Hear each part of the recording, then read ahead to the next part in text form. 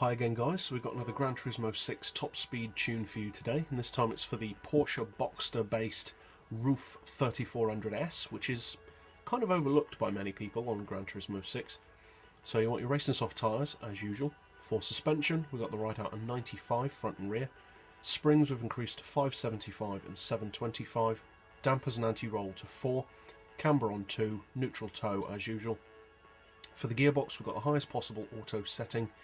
I haven't adjusted any of the individual gears, and we've got a final drive of 3.4. For the diff, same as always, low initial torque, high acceleration and low braking sensitivity. You want all your power upgrades obviously, and although I haven't fitted it I would recommend NOS. And obviously you want your weight loss. Traction control is turned off as usual. And yeah, so like I said, it's based on the Porsche Boxster, this car, but RUF kind of made this car to be, or to bridge the gap between the Boxster and the 911, which is why you have this Boxster rear end with the front end of, say, a 996 series 911 GT3, and of course a 911 engine. Now, as I said, most people seem to kind of overlook this car on GranTurismo 6. You can understand why. It does have significantly less power than most of the other RUFs, or than all of the other RUFs, just over 500 horsepower fully tuned, and the top speed is significantly less than all of the other RUFs. It has a cruising speed of about 230. You can get a little bit more out of it than that, but you do sacrifice virtually all of your draft potential. So this one cruises, like I said, about 230, and at that cruising speed you've got around 1,000, just over 1,000 RPM until you get to the real red line.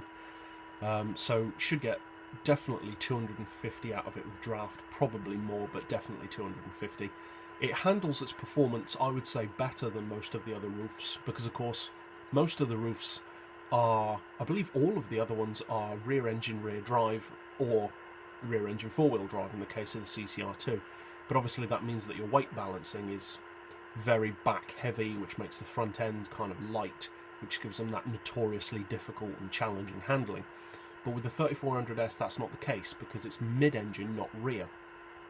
And the reason why is because the engine is fitted in front of the rear axle rather than behind it, so it gives it better weight balancing, and it just handles its performance better and handles better overall, I think, than most of the other RUFs.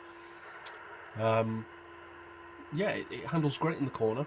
Not as quick in a straight line, but I mean, with that kind of power nobody would expect it to be as quick in a straight line.